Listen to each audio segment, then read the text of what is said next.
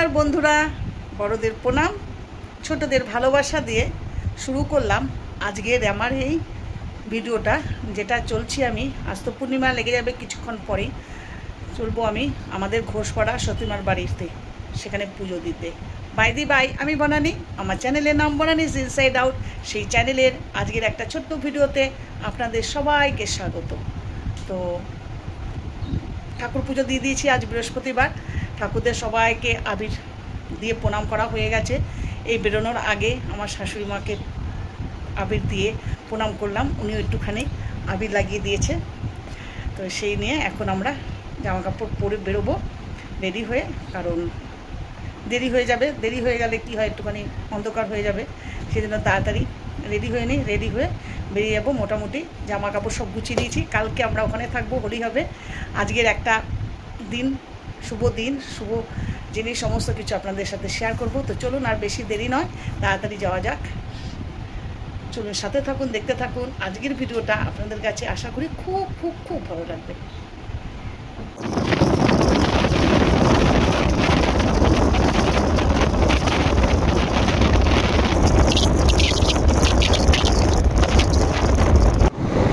আমার দিদির মেয়ের বাড়িতে পৌঁছে গেছিলাম, পৌঁছে কাজগুলো ওখানে রেখে দিলাম, দিয়ে এইভাবে দিদির বাড়িতে যাচ্ছি। দিদি অলরেডি কল করা শুরু করে দিয়েছে, কোথায় আমি। এই কল্যাণী পৌঁছে গেছি অলরেডি, প্রায় 5 থেকে 10 মিনিট হলো পৌঁছে গেছি। তো সমস্ত গাছগুলো ওখানে রেখে দিয়ে এই এখন দিদির বাড়ি থেকে রান্না দেবো। দিদির বাড়িতে কিছুক্ষণ বসবো, চা ঠা খাবো, খেয়ে দিয়ে তারপরে সমস্ত সব ধোয়া জামা কাপড় পরে আমরা সবাই মিলে যাব পুজো দিতে। চলুন ফটাফট দিদির বাড়ি থেকে দেখা করতে রেডি হয়ে গেছি। এখন যাচ্ছি আমরা সতীমার বাড়ির পুজোতে। এটা হলো আমার মাস্ততো দিদি, মাস্ততো দিদি গীতাদি এসছে, উনিও যাবে পুজো দিতে। তো আমি যাচ্ছি, দিদি যাচ্ছে, জামাইবাবু যাচ্ছে, আমরা সবাই যাচ্ছি পুজো দিতে। সবাই রেডি। তো চলো, কারণ পূর্ণিমা লেগে গেছে, আর প্রচুর ভিড় হবে বোঝাই যাচ্ছে। তো রাতও হচ্ছে, একটু রাত করেই যাচ্ছি যাতে ভিড়টা কমে। যায় না কতটা ভিড় হবে, তবে ভিড় তো প্রচুর হয়, প্রচুর। তো চলো, আর দেরি করবো না, তাড়াতাড়ি আমরা আমাদের গন্তব্যস্থানে পৌঁছে যাই।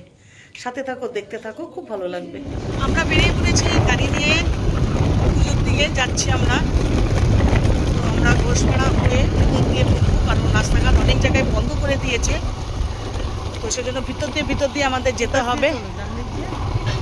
চলো, আমাদের কল্যাণীর শহর দেখো, এটা হলো আমাদের কল্যাণীর শহর। রাতে দিদিকে নিয়ে নিয়েছি আমার গাড়িতে, আমরা 3 জনে মিলে যাচ্ছি গাড়িতে। আর পিছনের গাড়িতে জামাইবাবুর গাড়িতে আসছে আমার কাজিন দিদি। তো দিদির মেয়েদের বলা হয়েছিল ওরা আসবে না, ঢুকে পড়েছি আমরা। এই যে আমাদের কল্যাণী ইউনিভার্সিটি, আমরা ঢুকে পড়েছি। বুঝতেই পারছো কি অবস্থা। আমাদের শিক্ষার্থী ক্যাম্পে আপনাদের জন্য পানীয় জলের ব্যবস্থা করা হয়েছে।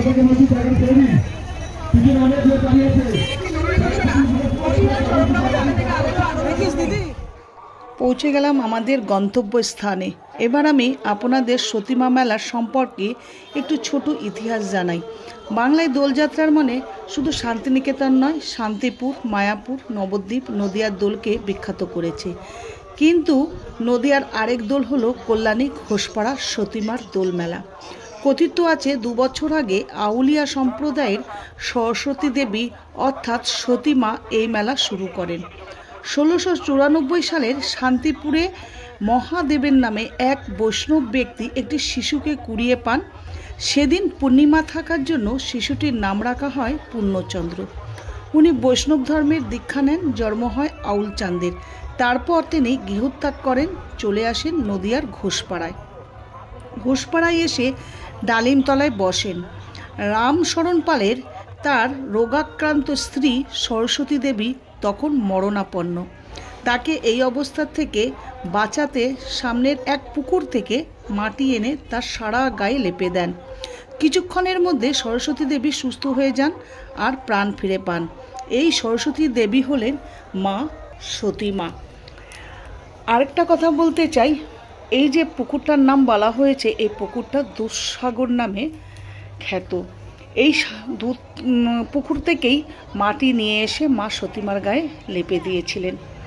আর এখানেই সবাই স্নান করে দণ্ডি কেটে মনস্কামনা পূরণ করেন।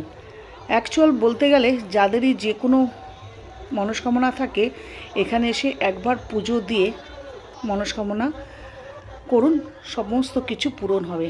কারণ আমরা ছোটোবেলা থেকে দেখছি আমাদের অনেকেই এরকম খ্যাত বিখ্যাত অনেক আছে, সেই জন্যই বললাম।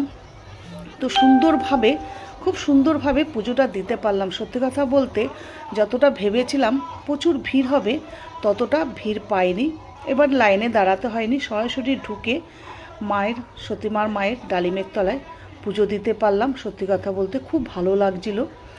এর আগেরবার যখন এসেছিলাম সত্যি কথা বলতে প্রচুর ভিড় ছিল, যার জন্য ডালিম গাছ মা সতীমাকে ছুতেও পারেনি, ঠিকভাবে পুজোও দিতে পারেনি। এবার কিন্তু শান্তিপূর্ণভাবে পুজো দিলাম। আর কি বলবো বলুন, দূর দূরান্ত থেকে, বহু দূর থেকে সবাই এখানে আসেন, এই দিনটার জন্য অপেক্ষা করেন। আর এখানে যারা দূর থেকে আসেন না, তারা সবাই কিন্তু এখানে থাকেন। আর তাদের থাকার, ভক্তদের থাকার কিন্তু ব্যবস্থা খুব সুন্দরভাবে এখানে করা হয়। এই যে ডালিমতলা থেকে একটু মাটি তুলে নিলাম, নিয়ে যাই ঘরে রাখি। রোগাক্রান্ত কেউ হলে, শরীর খারাপ হলে অবশ্যই তাদের কাজে লাগবে। খুব ভালো লাগলো, পুজোটা দিলাম। আর এই যে মন্দিরটা আসছে যেখানে মা সতীমা থাকতেন আর উনি বিশ্রাম নিতেন, সেই জায়গায় এই যে দেখতে পাচ্ছেন দণ্ডি কাটা, সেই পুকুর থেকেই সবাই চান করে এই দণ্ডি কেটে মনস্কামনা পূরণ করছেন। আর এদিকে দেখতে পেলেন ভক্তদের সমস্ত সমাগম, সবাই ওখানে এখন একটুখানি বিশ্রাম নিচ্ছে। জায়গা যারা পায়নি তারা সবাই এখানেই বিশ্রাম নিচ্ছে। সত্যি কথা বলতে এই একটা দিনের জন্য আমরাও খুব অপেক্ষা করি, বিশেষ করে আমিও এত দূর থেকে আসি এই একটা দিনের জন্য। এই যে দেখুন মা সতীমার বিছনা খুব সুন্দরভাবে যত্ন সহকারে রাখা হয়েছে, খুব ভালোও লাগে। আপনারা যদি পারেন অবশ্যই যে যেখান থেকে আমার ভিডিওটা দেখছেন, যদি ভালো লাগে, যদি মনের মধ্যে এটুকুনি ভাবনা জন্মায় যে না সত্যি কথায়, তাহলে একবার এসে দর্শন করুন, আপনাদের মনস্কামনা পূরণ হবেই হবে। আমার খুব ইচ্ছা ছিল আপনাদের দুধসাগর নয়, দুধ পুকুরটা দেখানোর জন্য, কারণ ওটাও একটা বিখ্যাত জিনিস। সাডেনলি আমার বড় জামাইবাবুর প্রচণ্ড শরীর খারাপ হওয়া শুরু হয়, যার জন্য আর দেখাতে পারলাম না। এবার আমরা বাড়ির দিকে ফিরে যাচ্ছি। সত্যি কথা বলতে না, মেলায় আসার পর, পুজো দেওয়ার পর খুব ছোটোবেলার কথা মনে পড়ে যায়। যখন ছোটো ছিলাম মা বাবার হাত ধরে মেলাতে আসতাম আর এই পাঁপড়টা খেতাম। এবারও কিন্তু সেটা মিস করলাম না। জামাইবাবুর এত শরীর খারাপ হওয়ার পরও আমরা কিন্তু সবাই মিলে একটা করে পাঁপড় নিলাম। আর এই পাঁপড় খেতে খেতে আমরা মেলার সমস্ত পুজোর শেষ করব। সত্যি পাঁপড়টা খুব ভালো ছিল, গরম গরম ভেজে দিচ্ছিল। সবাই মিলে আমরা একটা করে পাঁপড় খেলাম। আরও কিছু জিনিস নিয়েছিলাম, একটু কটকটি নিয়েছিলাম, একটু বাদাম নিয়েছিলাম। সবই মেলাতে এগুলি না আসলে, এগুলো না নিলে সত্যি কথা বলতে একদমই ভালো লাগে না। বাস পাঁপড় খেতে খেতে সবাই হাসি মুখে আমরা বেরিয়ে পড়লাম। রাত অনেকটাই হয়েছিল। আর এখানে এই টেডি বিয়ারগুলি দেখছিলাম, ভাবছিলাম আমার গুচি, লালি, গুড্ডু সবার জন্য একটা করে নিই। কিন্তু আমার কর্তামশাই বললো ওখানেও পাওয়া যায় ব্যাঙ্গালোরে, ওখান থেকেই নিও, এখান থেকে বোঝা বাড়িয়ে লাভ নেই। সেজন্য আর নিলাম না, ফিরে যাচ্ছি। চলুন এবার পার্কিং থেকে গাড়িটা বের করব। তবে জামাইবাবু একদম ভিতরেই রেখেছিল, তারা ওখান থেকেই নিয়ে বেরিয়ে গেল। আমরা একটু ওয়েট করছি, এখান থেকে নেব, অনেকটাই হাঁটতে হবে। এই যে আমরা যাচ্ছি ঘোষপাড়া আইটিয়া মোড়ে, যেখানে বিখ্যাত দুর্গাপুজো হয় প্রত্যেক বছর। সেইখানে দেখুন বাস, কত বাস এখানে দাঁড়িয়ে আছে, কত দূর দূরান্ত থেকে সব ভক্তরা আসেন, সেটাই দেখালাম। যদি ভালো লাগে অবশ্যই একটা লাইক, কমেন্ট করবেন, শেয়ার করবেন। আর সবাই খুব সুস্থ থাকবেন, ভালো থাকবেন। টাটা, শুভরাত্রি।